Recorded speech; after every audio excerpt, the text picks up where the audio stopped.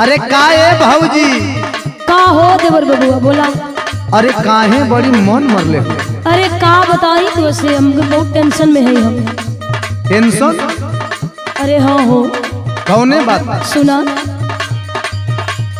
कहवा पैबो कहवा पैबो आम के चटनिया हो पियवा मोर पलटनिया। ई बात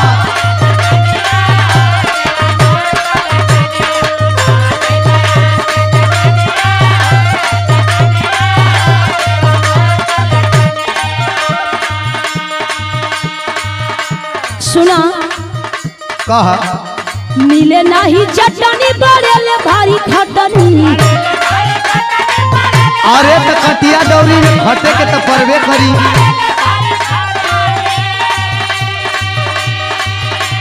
मिले नहीं चटनी बड़ेले भारी खटनी कैसे होई है? अच्छा सुनत हुआ? हाँ हाँ। कैसे होई गेहूं के कटनिया हो पियवा मोर पलटनिया।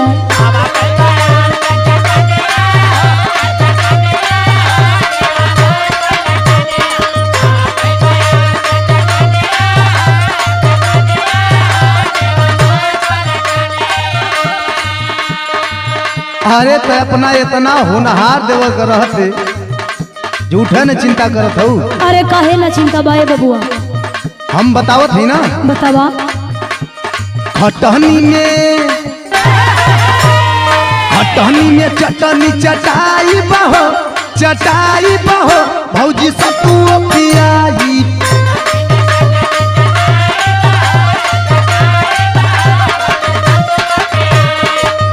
बुझलू?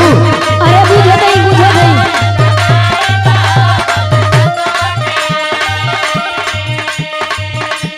सतुआ के पियले मिजाज रही तार हो।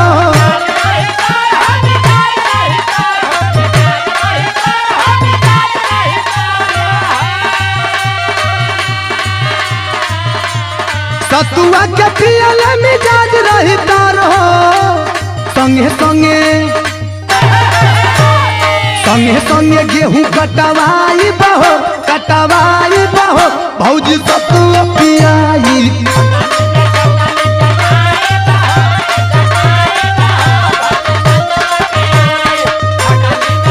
एकदम तारो ताजा रहबू।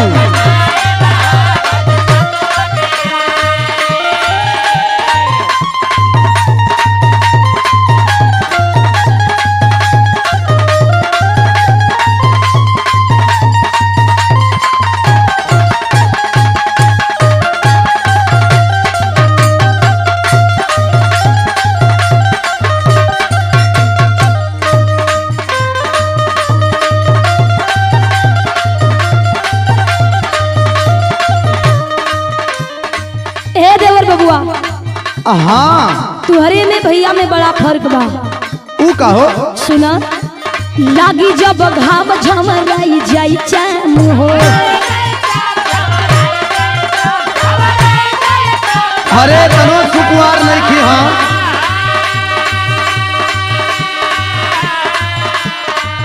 तो अखे हम जानत नहीं। सुना का लावे नहीं पैबा पकवरिया से आम हो।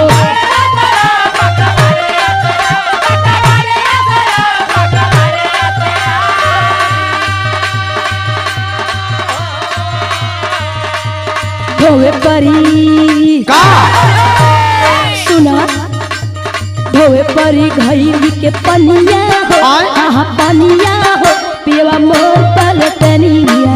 अरे बाप रे बाप ई कौन बड़का काम बा हो? अरे परी तब न जनबा।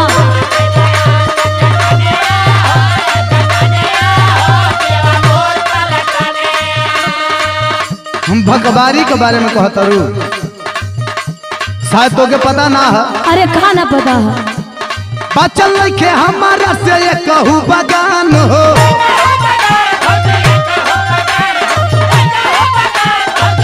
जान लो संगे संगे रहबू तो बनल रही जान हो। तोरे साथे हाँ हो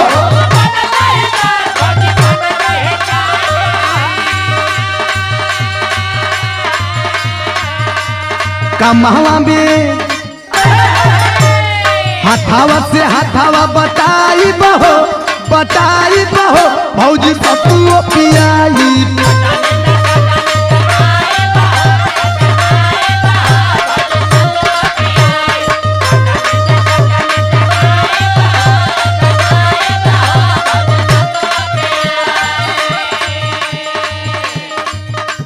हे देवर बबुआ का हो मारे आके तब से हमको भूकौले हवा ऊ का सुना तारा खखुआई पड़ी करे खातिर कटनी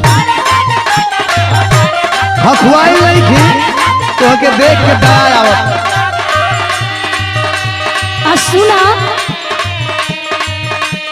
भाग जाइब देवर जब पड़ी डबल खटनी।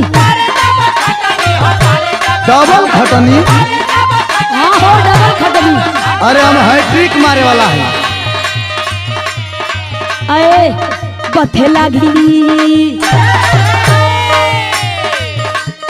पथे लागी सगर बदनिया हो। अच्छा। हाँ, बदनिया हो। हाँ। ये वो मोर पलटनिया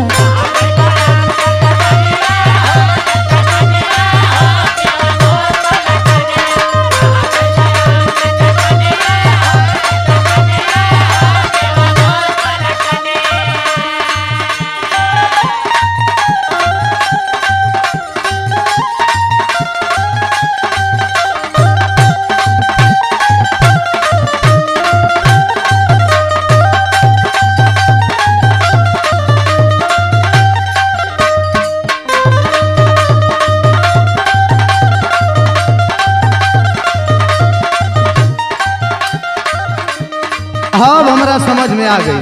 अरे का समझ में आई बोला हमारा से काहे तू बनावता दूरी।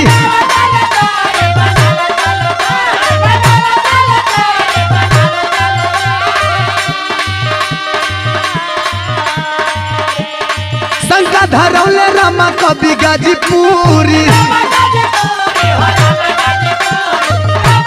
अब हमें पता चल गई।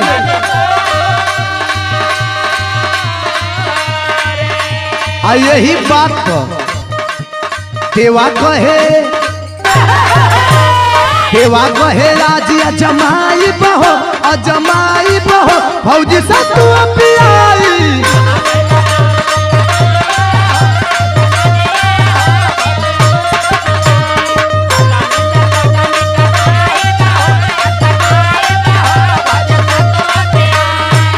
बैगो आम के चटनिया हो देवा मोर पलटनिया। चटनी में चटनी चटाई बहो भौजी सतुआ पियाई।